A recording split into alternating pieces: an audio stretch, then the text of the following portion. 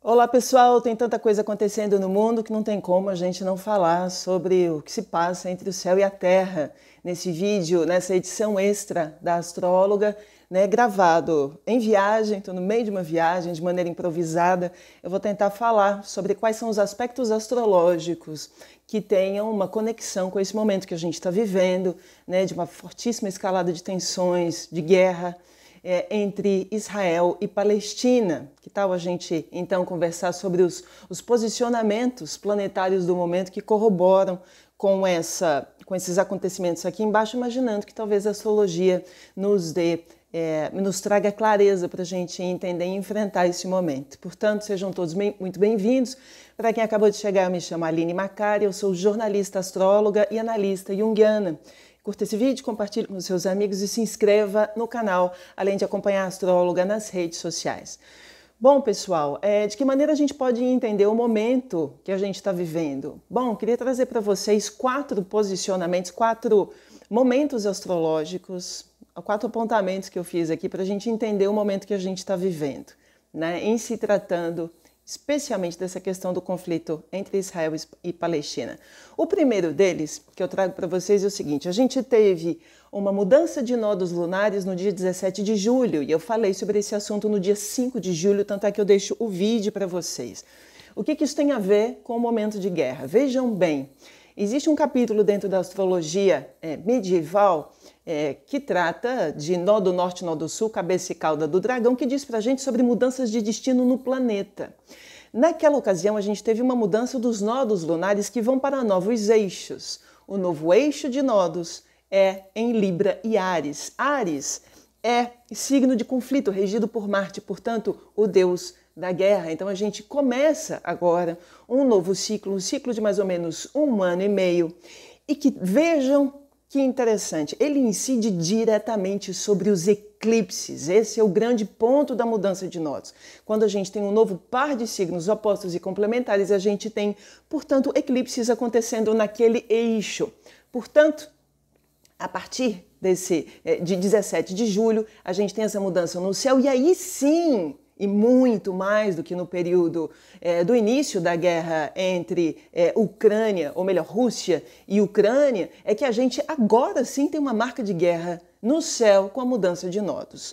O segundo ponto que eu queria trazer para vocês é o seguinte, vejam bem, número 2, é agora em outubro que a gente tem, portanto, o primeiro eclipse desse eixo Áries-Libra. Tanto é que eu falei sobre as perspectivas de outubro, deixo o vídeo para vocês recapitularem sobre esse assunto que já está num crescente. Já estou falando sobre essa questão da possibilidade de guerras e conflitos na astróloga desde julho. Agora, em 28 de setembro, se não me engano, fiz o vídeo sobre as previsões para o mês de outubro, e ali, portanto, a gente tem o primeiro eclipse que vai acontecer nesta semana. Então a gente vai ter o primeiro eclipse no eixo Libra-Áries, que acontece no dia 14 de outubro. Nós estamos já numa temporada muito delicada, o período pré-eclipses é um período em que a gente pode esperar todos os efeitos de um eclipse, e a gente já está vendo tudo isso acontecendo mesmo antes do dia 14 de outubro. O que são os eclipses? Para os antigos e desde os tempos sem princípio, estes são movimentos celestes que marcam para a gente grandes catástrofes, grandes reviravoltas e situações que às vezes estão hibernadas e que, com esse grande evento celeste, isso constela uma série de fatores e condições para que catástrofes, situações trágicas, tremendamente transformadoras e transbordam. Um terceiro ponto, que é a questão da lua cheia em Áries, a primeira lua cheia em Áries, que aconteceu no dia 29 de setembro, que foi a primeira lua cheia dentro desse eixo belicoso ariano que vai marcar as nossas vidas pelo próximo 1 ano e meio. Então a gente já tem aí vários botõezinhos, vários botões vermelhos startando aí, dando início, são ignições num processo que nos atravessa arquetipicamente, simbolicamente, de macrocosmo a microcosmo e nos contamina cá embaixo com suas qualidades. É por isso que a gente lida com a astrologia como um grande farol né, que nos ilumina nos tempos que a gente está vivendo, com a qualidade do tempo que a gente está vivendo. Então, qual é a qualidade do tempo que a gente está vivendo? Uma qualidade de tempo belicosa. Portanto, um tempo ainda mais conflitante, ainda mais turbulento que o período da guerra entre Rússia e Ucrânia. O que mais que a gente pode falar sobre esses eventos? É interessante porque também na véspera desse evento, falei sobre isso no vídeo da segunda-feira da semana passada, no vídeo Céu da Semana, sobre um posicionamento planetário que nos marca desde a lua cheia e vem num crescente, e aconteceu toda essa semana, que foi exatamente o quê?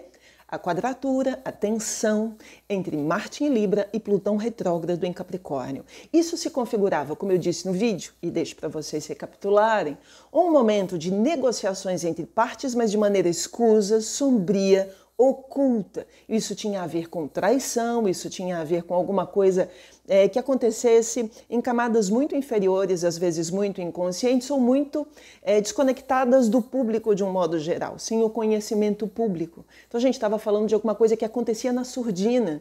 E o que é que foi, se não o deus da guerra e da ação, que é Marte, em mau aspecto com esse planeta de poder, que é um desejo de poder, né? A invasão, a entrada por terra, por céu e por mar dos palestinos do Hamas em território israelense. Outros vários eventos aconteceram durante esse período que tem a ver com essa formatação do céu, esses aspectos do céu, e eu digo isso nos outros vídeos. Seria interessante a gente perceber como esses eventos reverberam em vários outros eventos, esse posicionamento reverbera em vários outros eventos na Terra, inclusive nas nossas vidas pessoais, tá? Então, eu acho que tem tudo a ver a gente falar sobre esse posicionamento de Marte e de Plutão que rolou essa semana e que vai, esse é o ponto, até o dia 10 de outubro, tá bom?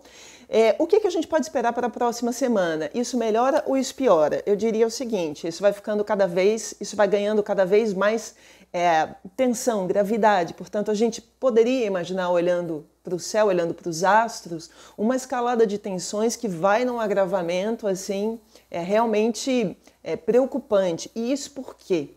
Porque na próxima semana, antes mesmo do eclipse do dia 14 de outubro, a gente tem o retorno de Plutão ao seu movimento direto, no dia 10 de outubro. Então, questões territoriais e de poder, estamos falando de um enclave, não é? De alguma maneira, a faixa de Gaza não é uma enclave? Semana passada não estávamos falando de Nagorno-Karabakh, não era também um enclave? Estamos falando de pedaços de terra, talvez de novas configurações de mapas geopolíticos, e esse é o grande ponto para um Plutão em Capricórnio e retrógrado em Capricórnio, para quem quiser entender um pouco mais sobre essa questão de poder, geopolítica, novos mapas e mesmo uma nova configuração geopolítica em se tratando de Rússia e Ucrânia, deixo para vocês o vídeo sobre Plutão em Capricórnio, tá bom? Só que nessa próxima semana, além disso tudo, a gente ainda tem mais um posicionamento, que é a entrada de Marte em Escorpião, que vai ficar de 12 de outubro a 24 de novembro. Se Marte é o deus da guerra, e em Libra, ele já fez esse estrago todo, porque ele já estava em mau posicionamento com Plutão, mas a gente teve o start de Nó do Norte, o start de Lua cheia em Áries, né? Nó do Norte em Áries, Lua cheia em Áries, né? E com Marte em Libra, agora com Marte em Escorpião, a gente pode imaginar um Marte que é um deus da guerra, como ele deve agir? De maneira muito mais violenta, sanguinária, determinada, às vezes obcecada, às vezes cega pelas paixões e pelos afetos que envolvem o combate. Ele pode ser muito sombrio, ele pode ser extremamente perverso, e esse é um posicionamento que é como se a gente estivesse jogando, ateando ainda mais fogo, né? Jogando mais fogo na fogueira, jogando um galão de gasolina numa fogueira. Então é isso que a gente tem, pelo menos astrologicamente, para os próximos dias. Lembrando que o período que antecede os eclipses, com tanta coisa acontecendo e ainda os eclipses, a gente vive um período de grandes reviravoltas, de plot twists, né? Os eclipses têm uma conexão muito direta com coisas, como eu já disse, que transbordam, mas também que tem uma reviravolta, né? Que gera uma reviravolta na vida da gente e que acontecem de maneira muito súbita, de fato, de uma hora para outra. É isso que a gente está vendo acontecendo nesse momento e que ainda pode ter muita reviravolta até o seu acontecimento de fato, e ainda imaginando que depois que os eclipses acontecem, eles ainda têm mais 6 meses, digamos, de reverberação daqueles acontecimentos, de fechamento, conclusão de alguns dos eventos que acontecem.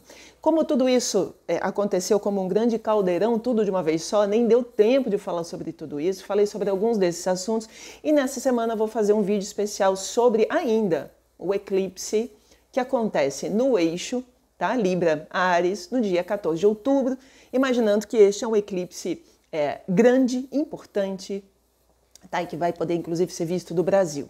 Para além desses pontos astrológicos, queria falar, agora já falei do céu, agora eu queria falar da Terra, né? O que a gente pode olhar aqui embaixo e perceber, né? Tentar traçar um paralelo entre o que está acontecendo lá em cima e o que está acontecendo aqui embaixo. Eu escrevo conflito como mais um enclave em se tratando de territórios. Então essa questão de Plutão em Capricórnio e retrógrado está fazendo a gente rever neste momento questões de território, questões territoriais. Não por acaso, a gente também estava no Brasil às voltas com a questão do marco temporal, né, da questão das terras indígenas. Então esse é um ponto para o momento, tá bom?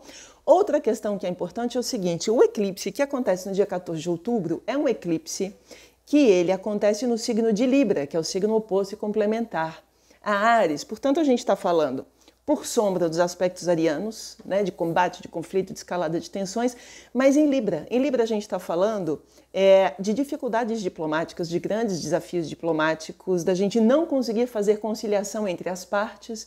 E afinal, quais são as partes envolvidas? A gente está falando de Israel, de Palestina, de Israel e do grupo terrorista, como se habituou chamar, pelo menos a mídia ocidental, de grupo terrorista, o Hamas. É muito interessante também que se perceba, para além da cobertura jornalística, quais são as outras possibilidades da gente entender esse conflito, porque foi a agressão, né, a entrada, a invasão do Hamas em solo israelense, fazendo dezenas de reféns. Isso foi algo de absoluta gravidade, né, completamente fora, digamos, das regras do jogo, da guerra, se é que a gente pode falar dessa maneira, né? Existem regras para a guerra acontecer no mundo. Então isso é totalmente condenável, né? É motivo de repúdio. Entretanto, é muito interessante perceber, e pouco se fala, a maneira como os israelenses vêm tratando os palestinos há muitos e muitos anos.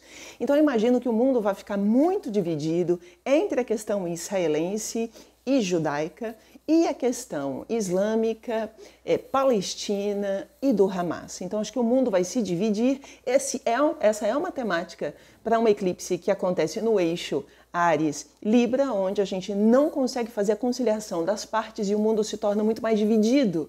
E nessa grande divisão a gente pode inclusive dividir o mundo em polos muito mais concentrados. Então você pode ter ali Israel com a força das grandes potências, Europa e Estados Unidos, as potências ocidentais, entretanto Hamas, né, e palestinos com o apoio possível do Hezbollah, do Líbano, com o apoio do Irã, e tudo isso tem a ver, né, com uma questão que é ainda mais profunda em se tratando de relações internacionais, né, que lida com o momento que a gente está vivendo esse conflito, que teria a ver com a aproximação da Arábia Saudita agora dos israelenses. Então esse era um momento, isso não acontece por acaso, né, não apenas por motivos astrológicos, astrais, isso não aconteceu num estalo, isso acontece também, como nos diz o jornalista Jamil Chad, também por conta da aproximação da Arábia Saudita, dos israelenses, que poderia trazer uma conotação de desinteresse da própria comunidade muçulmana internacional, árabe internacional, pelos assuntos da Palestina. Então, não é de graça que isso acontece nesse momento, tá bom? O que mais que a gente poderia falar sobre essa questão? A última vez que houve um grande conflito entre Israel e Palestina foi em 1973, no último grande conflito, que pontua 50 anos de distância entre um conflito e outro. Alguns outros especialistas em relações internacionais estão falando que esse pode ser um evento tão emblemático quanto foi o 11 de setembro para os Estados Unidos, agora sendo para Israel. Mas é muito importante a gente entender que dentro da perspectiva dos ciclos planetários e em astrologia a gente está falando o tempo todo da carga simbólica e também histórica dos ciclos, 50 anos atrás houve o grande conflito em Israel, né, que morreram inúmeros israelenses, mas agora, 50 anos depois, a gente tem de novo essa grande investida belicosa sobre Israel. O que pode significar isso em termos astrológicos? A cada 50 anos a gente tem o retorno, o ciclo completo de Quirón, e Quirón está em qual signo? Signo da guerra, Áries. Vocês vejam que Áries está super ressaltado, né? Tem várias marcas ali, né, ressaltando a importância de Áries e de Marte no céu do momento. O que significa Quirón? Onde está Quirón fala pra gente sobre uma ferida que nunca cicatriza. É o centauro que leva uma flechada e não morre porque é um imortal e sente uma dor dilacerante durante toda a vida. O retorno de Quirón ao seu mesmo ponto pode falar pra gente sobre a necessidade de uma voz, de um povo, de uma história que precisa ter o reconhecimento público da sua dor. Veja como dói em mim, veja como dói em nós. Então também é muito importante a gente perceber quais são as outras vozes que nos falam, o que falam, né? E olhando para o céu a gente tem esse paralelo, né, onde fica muito mais fácil a gente entender quais são as questões simbólicas do céu para a gente entender quais são as questões simbólicas da terra. Então essa necessidade de ter os seus dramas pessoais ouvidos, compreendidos e reconhecidos é uma grande questão para o momento.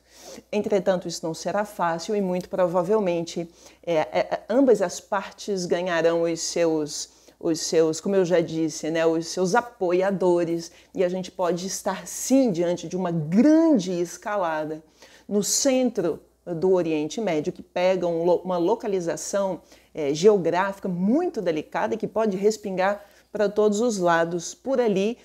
Talvez, quiçá, ainda mais do que o próprio conflito de Rússia e Ucrânia, que estão geopoliticamente num lugar, digamos, mais afastado e um colado no outro, digamos assim, né? Bom, o que é mais que a gente pode falar sobre isso? Outra questão importante é o Brasil quem ocupa agora o Conselho de Segurança da ONU, momentaneamente. Entretanto, tudo isso acontece com o Brasil chefiando o Conselho.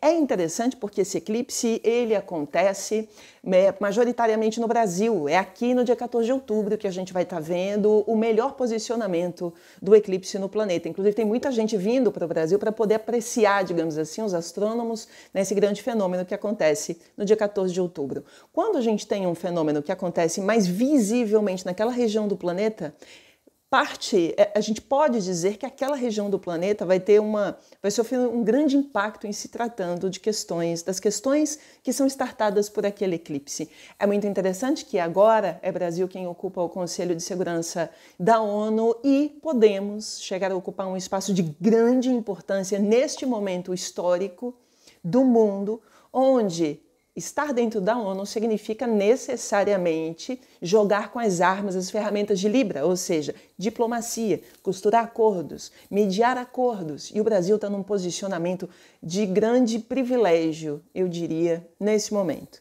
Bom, o que mais que a gente pode falar sobre tudo isso? Essa é uma questão que é delicada para o povo israelense, que já estava enfrentando uma investida extremista e antidemocrática em Israel já há algum tempo, um bom tempo, com manifestações nas ruas todos os dias, e de repente é Netanyahu quem pega uma guerra nas mãos, né, e se fortalece com a ameaça de pânico generalizado. Então este também é um momento que não poderia, digamos, ser mais... eu não gosto da palavra conveniente, mas é incrível como a coisa acontece num momento muito especial para Netanyahu, que o fortalece como ninguém imaginaria justamente nesse momento, tá? Então a gente tem que falar sobre isso também. Como eu já disse, isso também pode se tornar uma grande escalada em toda a região, por todos os motivos já ditos, né? O que mais que a gente pode falar sobre isso?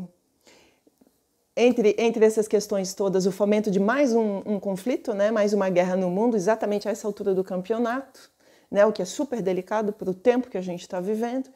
E eu gostaria de falar sobre agora que perspectivas a gente tem daqui para frente, como o que a gente está vendo com todo esse cenário. O que eu vejo daqui para frente é um momento ainda mais belicoso do que a gente já via antes, como eu já disse, são vários movimentos envolvendo Marte e Áries, que aí sim são os signos do conflito, então a coisa pode ficar enorme, muito maior do que a gente poderia imaginar. Entretanto, meus amigos, a gente está num momento tão delicado do mundo, a gente está diante de grandes eventos de mudanças climáticas. Pouco se falou sobre o terremoto que aconteceu ontem no Afeganistão, foram mais de 2.000 pessoas mortas, foi mais do que o dobro entre Israel e Palestina até agora, mas também existem interesses midiáticos aí em determinadas coberturas, né? Então tem muita gente indo embora, é um período de desencarnes em massa, muito delicado. A gente está falando de mudanças climáticas, grandes eventos, em se tratando de Mãe Terra, né? Da revanche de Gaia. A gente está falando também em se tratando de uma grande revolução de inteligência artificial. E tudo isso pode mobilizar muito as nossas vidas, pode mexer com uma série de áreas da vida da gente, questões de trabalho, carreira, emprego e desemprego. Isso tem a ver com o próximo eclipse, lá na frente a gente fala sobre isso, né? E a gente tem, além disso tudo, mais uma questão que é a possibilidade, olhando para Plutão em Aquário, que é a grande marca de 2024, né, diante de toda essa configuração, de todas as dificuldades, um combo, né, que se aproxima com Plutão em Aquário no ano que vem, que é a questão de uma escalada extremista no mundo. Então, o que eu imagino que o que esteja acontecendo agora é o começo de algo que vai se configurar de uma maneira maciça no ano que vem, com a chegada, de fato, de Plutão em Aquário. Plutão é planeta de morte, de renascimento. Quando ele entra num signo, ele vem para nos levar, digamos, ao aspecto mais sombrio e trevoso daquela perspectiva astrológica, para então a gente conseguir bater o pé lá no fundo, né, e de repente voltar. Em Aquário a gente está falando de igualdade, liberdade, fraternidade. Está falando de um momento muito pouco fraterno, nada pacifista, né, altamente tecnológico, e sim com a possibilidade de movimentos políticos extremistas que são péssimos, que é para a gente ficar numa condição ainda mais desigualdade e ainda menos fraternidade. Então é isso que eu enxergo para os próximos tempos. Difícil, delicadíssimo, não sabemos, cada vez o mundo fica mais complexo e mais sofisticado, a gente não entende, às vezes não sabe nem como resolver determinadas questões, aliás, não sabem mesmo, né? Algumas pessoas não sabem mesmo como resolver determinados conflitos, alguns deles são milenares, e em alguns momentos eles podem ficar ainda piores. O problema é que ficam piores num momento muito delicado do mundo. Enfim, são essas algumas das perspectivas astrológicas para o período, e durante a semana a gente continua observando os planetas e tentando se utilizar deles como um farol, como uma bússola, como um GPS, para a gente saber para onde a gente vai e como a gente vai da melhor maneira possível. Então, a gente se encontra de novo pelos próximos dias. E a única coisa que eu posso dizer, diante de tanto sofrimento, tanta dificuldade, tanto desafio, é que o céu nos guie e que o amor nos transforme.